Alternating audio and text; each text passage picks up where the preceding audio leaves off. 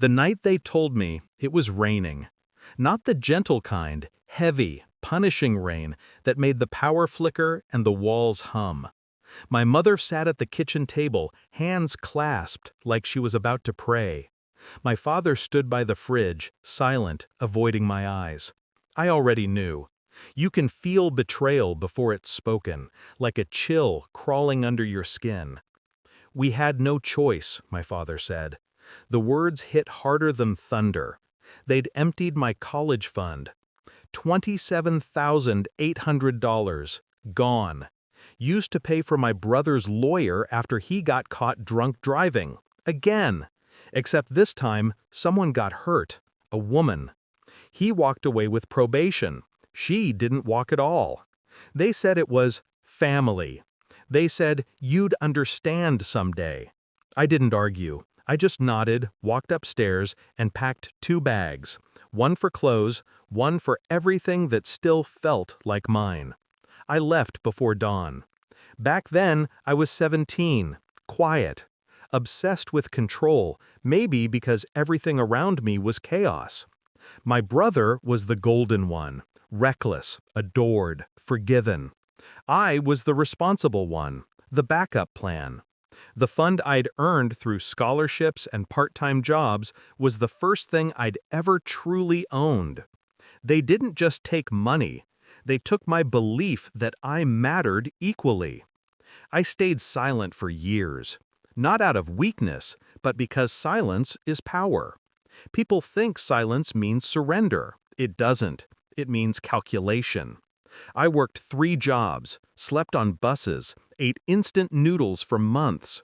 But I got into college anyway, community first, state university later. Every rejection, every lonely night, every bill paid late was fuel. I graduated at 24 with no debt, no family, and no intention of ever going back. Then I built something. A business, a consulting firm that started in a cramped apartment with 1 old laptop and ended up turning 6 figures within 3 years. Every client I signed, I thought about them. Every win was a quiet middle finger to the people who chose him over me. I didn't hear from my parents for nearly a decade, until one evening an unknown number appeared on my phone. My mother's voice, softer now. We talked like strangers, trying to sound familiar. She said my father's health was failing, that the mortgage was drowning them, that my brother had fallen on hard times, again. She asked if we could meet, so I did. Their house looked smaller, paint peeling, the same kitchen table now warped by time. My father sat there again, thinner, older, eyes dulled. My mother smiled like nothing had ever happened. My brother wasn't there. Of course he wasn't. They told me the story in fragments. He'd lost his job, racked up debts, borrowed from the wrong people. Now those people wanted repayment. They said he might end up in jail this time. My father cleared his throat before saying it. "We need your help, sweetheart."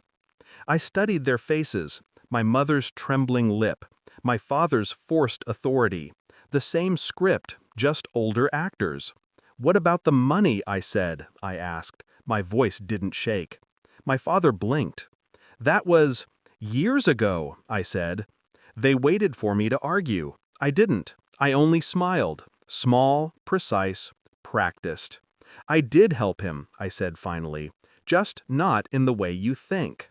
They didn't know I'd been tracking my brother's life for years, not obsessively, strategically.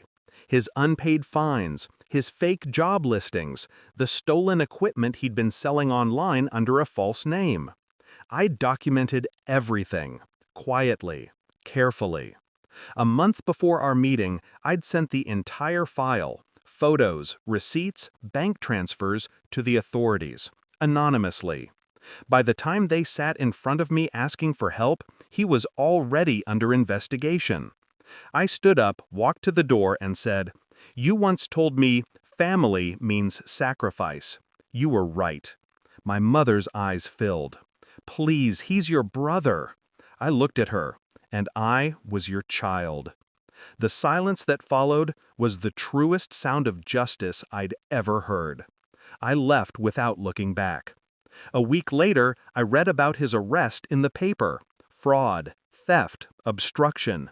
He'd served time this round, real time. My parents sold the house soon after. I didn't attend the trial, didn't gloat, didn't post or brag. Revenge isn't always loud. Sometimes it's just the peace that comes when the scales finally balance. 10 years ago, they took my future and gave it to him. Tonight, I sit in my own home, my own business thriving, a life built from nothing they could touch. And when they call again, because they will, I'll let it ring. Because the truth is simple, I already paid once, and I don't do charity for thieves who share my blood.